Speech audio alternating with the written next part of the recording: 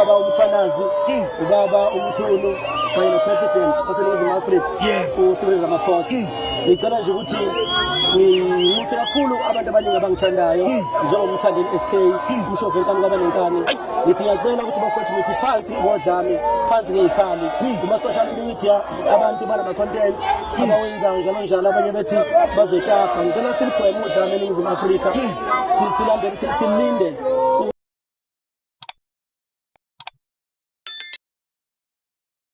Uyabona nje isishebo singaziphuthu kanjena lokho lokubhaliwe kanjena akukhona kuhlakanipha kwami kungamandla kaNkulunkulu ngoba masikhuleka sicela uNkulunkulu ukuthi asisize ezintweni ayisidayele zona emhlabeni asiphe amandla. Uyabona uNkulunkulu uyaphendula kumthandazo kanjena. Akukho okutheni engakusho ngaphandle ukuthi sengibheka khona inkundleni manje ngizongena ngo-10 ngiyaqupha ngo-10 o'clock ngiphethe performance ukuningi singabona khona abantu. Mhlawumbe athina amanye amazwi ongafuna ukwadlulisa eNingizimu Afrika ngoba siyazi ukuthi umsandeni singamfanisa nelembe ngokwenza into ezinhle. Ungathini njengamanje njengoba isishebo siboza ukuthi kunje?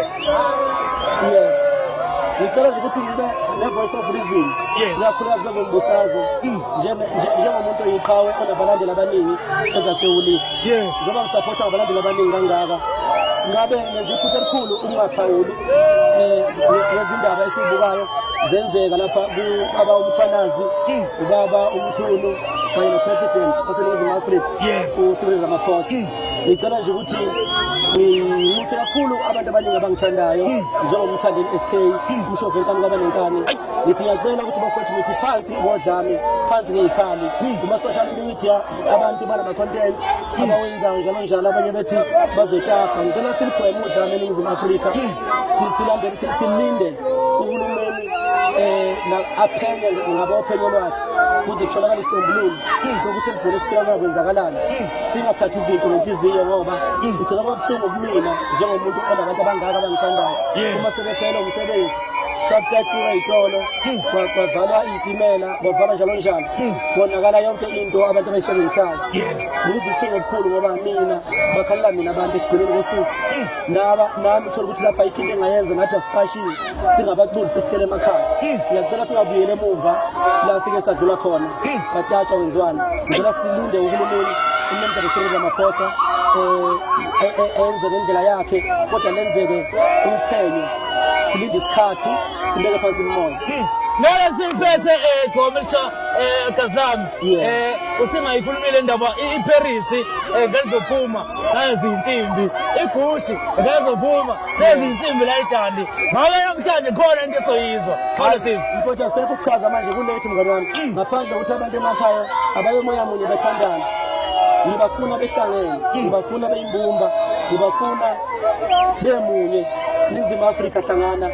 Ngicela ukuthi ezweni lethu senze zonke izinto ngomthetho singabuyele emuva sifuna ukuya phambili sinetsha sinabantwana esibazele esifisa ukuthi bengafici lelizwe selihlupheka seliyusiza selifice kuphila. Ngicela sibumbane bafowethu. Yonke into oyithintayo iba ne-trend njengamanje thanda into kuthiwa umfungabani isosha leli umfungabani isosha leli lutho mfowethu uqobo nje mngani wakwethu namanje ayikho into engizoyichaza ngento engazi stage abantu bengibonela khona mhlawumbe bazoyithanda mhlawumbe futhi ngeke beyithanda kuyobonakala khona. Siyabonga lokho nje esikutholile ukuthi imphumela ithini ayikho into engithembisayo ethini kodwa nge-stage ngo-10 o'clock kuyesuka lokho.